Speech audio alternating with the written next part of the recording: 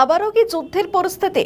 2024 সালের গণ অভ্যুত্থানের জেরে শেখ হাসিনাকে বাংলাদেশ ছেড়ে পালাতে হয়েছিল, আর সেই সময়ের পর থেকে হাসিনা কার্যত বাংলাদেশ ছেড়ে ভারতে রয়েছে।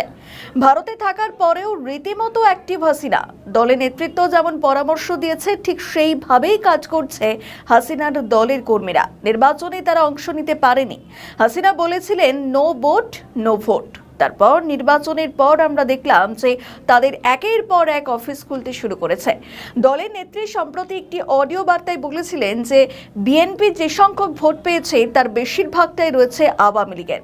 স্বাভাবিকভাবেই তারপর থেকে একটা প্রশ্ন সামনে আসছে, কেন নেত্রী এখন এসব কথা বলছেন? এর আগে কেন তিনি এই বিষয়ে কোনো মুখ খোলেনি? তাহলে কি এই ভোট কাটাকুটির খেলায় বিএনপির যথেষ্ট মদত রয়েছে? অন্যদিকে খলিলুর রহমান কিছুদিন আগেই ভারত সফর করেছেন, আর এই ভারত সফরের মূলে কি কি কারণ ছিল তা নিয়ে অনেক দিন আগে থেকে সংবাদ মাধ্যমে একাধিক খবর করা হয়।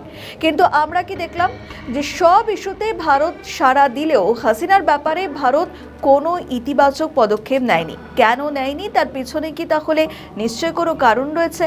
হাসিনাকে নিয়ে টানাপোড়েনের মাঝে ভারতকে সতর্ক করলো বাংলাদেশ। হ্যাঁ, ঠিকই শুনছেন, বাংলাদেশ ভারতকে সতর্ক করেছে। তাহলে কি আবারও যুদ্ধ লাগবে দুই দেশের বন্ধুত্বের মাঝে?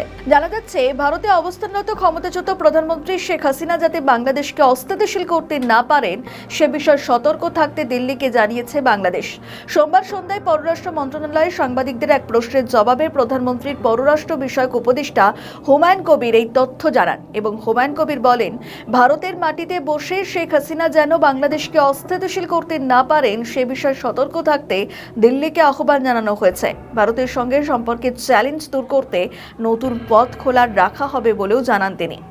প্রধানমন্ত্রীর পররাষ্ট্র উপদেষ্টা আরও বলেন, ওসমান হাদি হত্যা মামলার দুই আসামিকে ভারত থেকে বন্দি বিনিময় চুক্তির আওতায় ফেরাতে বিচার বিভাগ এখন পরবর্তী পদক্ষেপ নেবে। কিন্তু একটা বিষয় দেখুন, যদি বাংলাদেশ সতর্ক না করে, যদি অনুরোধ করত তাহলে হয়তো ভালো হতো।